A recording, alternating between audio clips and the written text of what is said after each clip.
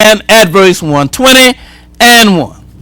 Okay, when you get it, go ahead and read. And God spake all these words, saying. Now, this is the Lord. He's speaking directly to the people himself. You know, later on, he gave it to Moses, and Moses wrote it down on the stones. But now, this is God speaking directly to the people himself. This is the Ten Commandments. We're not going to bother reading it all, but these are the instructions that the Lord gave to the church. Go ahead and read on. I am the Lord thy God, which have brought thee out of the land of Egypt, out of the house of bondage. Thou shalt have no other gods before me. Thou shalt not make unto thee any graven image, or any likeness of anything that is in heaven above, or that is in the earth beneath, or that is in the water under the earth. Thou shalt not bow down thyself to them, nor serve them. For I, the Lord thy God, am a jealous God, visiting the iniquity of the fathers upon the children unto the third and fourth generation of them that hate me, and showing mercy unto thousands of them that love me, and keep my commandments. Go ahead, read. Thou shalt not take the name of the Lord thy God in vain, for the Lord will not hold him guiltless that taketh his name in vain. Go ahead, read. Remember the Sabbath day to keep it holy. Now, that is the one that I want to get to, because that is the one people seem to have the most problem with.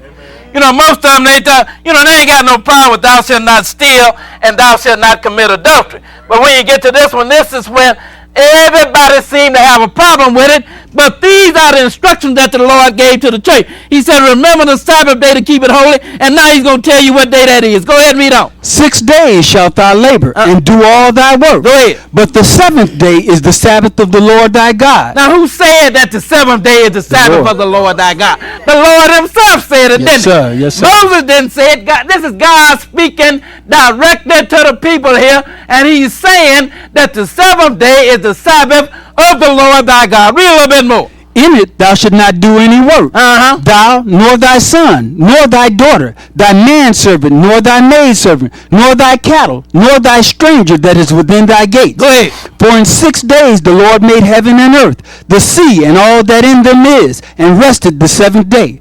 Wherefore the Lord blessed the Sabbath day, and hallowed it. Now the Lord blessed the seventh day, and he hallowed it. Let's go to Deuteronomy chapter 4 now, and we're going to pick it up at verse 9. We didn't bother reading all of the 10, but these are the instructions that the Lord gave to the church, and we're going to find out later it did not change when you got over into the New Testament, because that's when everybody want to make it change.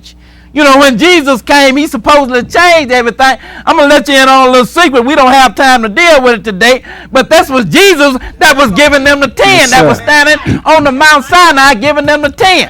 And we can prove that. We're just not going to bother going through all of that today. So now, let's go to Deuteronomy chapter 4, and we'll pick it up at verse 9. And Moses is going to remind the people of what happened on that day when the Lord came down and stood on the Mount Sinai. Deuteronomy chapter 4.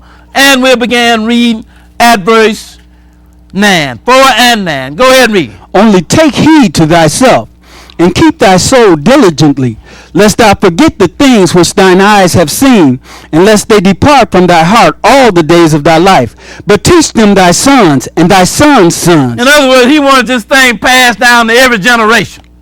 You understand what I'm saying? Now he's telling them, don't forget this.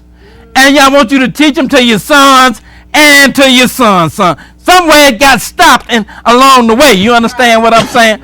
They stopped teaching it to their sons and to their sons' sons. That is why we wind up with something altogether different today. Go ahead and read on. Especially the day that thou stoodest before the Lord thy God in Now I want you to remember this. He said, especially the day that you stood before the Lord your God in Horeb. Go ahead and read on. When the Lord said unto me, gather me the people together, and I will make them hear my words, that they may learn to fear me all the days that they shall live upon the earth, and that they may teach their children.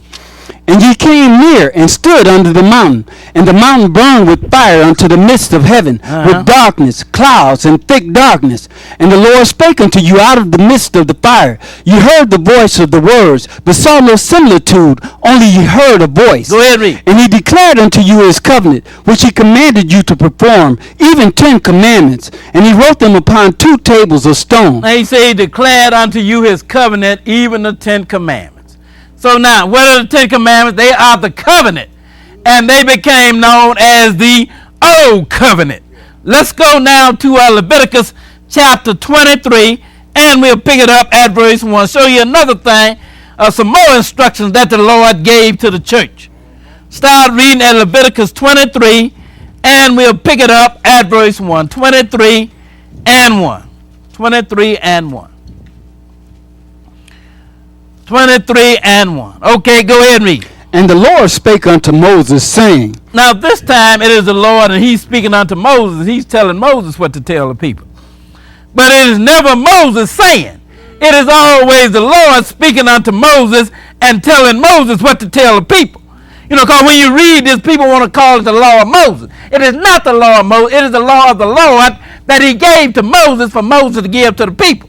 Go ahead and read some more. Speak unto the children of Israel, and say unto them concerning the feasts of the Lord, which ye shall proclaim to be holy convocations, even these are my feasts. Then he said concerning the feasts of the Lord, even these are his feasts, and he said declare them to be holy convocations. In other words, have a gathering on that day. Go ahead and read on. 6 days shall work be done, but the 7th day is the Sabbath of rest and holy convocation. You shall do no work therein. It is the Sabbath of the Lord in all your dwellings. Now when he gave you the 10, he just told you what day the Sabbath was. Then when the Lord started to establish things, then he said have a holy convocation on that day. He didn't say that in the 10, did he? Because everything had not been set in order at that time. Sir. But now, because he was getting them ready. Because he said you got to build a tabernacle, you got to set up the priesthood, you got to do all of that. Now, once all of that had been done, then he said, now, have a holy convocation on the 7th day. Go ahead and read on. Verse 4. Go ahead and read. These are the feasts of the Lord. Again, he said it. These are the feasts. These are the instructions that the Lord is giving to the church here. He gave them 10, didn't he? Now he's turning around and he's giving them his holy convocations, his feast days as they are called. Go ahead and read on. Even holy convocations. Which ye shall proclaim in their season. Go ahead. In the 14th day of the first month at even is the Lord's Passover. And on the 15th day of the same month is the feast of unleavened bread unto the Lord. Now we're not going to bother reading them all, but you can read them all. You find every one of them right here. But again, these are some instructions that the Lord has given to the church, and he gave them other instructions as well. We're not going to bother going through all of that. That was under that administration. Under the administration that that became known as the Levitical priesthood. Let's go now to Psalms chapter 110. Psalms 110. Because that type of administration ended and another one began. Let's go to Psalms 110 and we're going to pick it up at verse 1. 110 and we'll begin reading at verse 1. 110 and 1. Because this is the church of God that we are dealing with, the church that the Lord set up. You understand what I'm saying? If the Lord set it up, then it is the church of God, isn't it? Yes, sir. And he's given instructions as to how he wants things done, what he wants done, and how he wants them done. Let's start reading here at Psalm 110, and we'll pick it up at verse 1. 110 and 1. Go ahead and read. The Lord said unto my Lord, sit thou at my right hand until I make thine enemies thy footstool. Now this is the Father saying to Jesus, sit thou at my right hand. Because we got two here, don't we? Sir. And this is the Father saying to Jesus, sit at my right hand until I make thine enemies thy footstool. Go ahead and read on. The Lord shall send the rod of thy strength out of Zion. Rule thou in the midst of thine enemies. And he's going to do that at the appointed time. He's going to return and he's going to rule in the midst of his enemies. But first of all, there's something else. Another road he had to take on. Go ahead and read on. Thy people shall be willing in the day of thy power, in the beauties of holiness from the womb of the morning. Thou hast the dew of thy youth. Go ahead. The Lord hath sworn and will not repent. Thou art a priest forever after the order of Melchizedek. Now he say,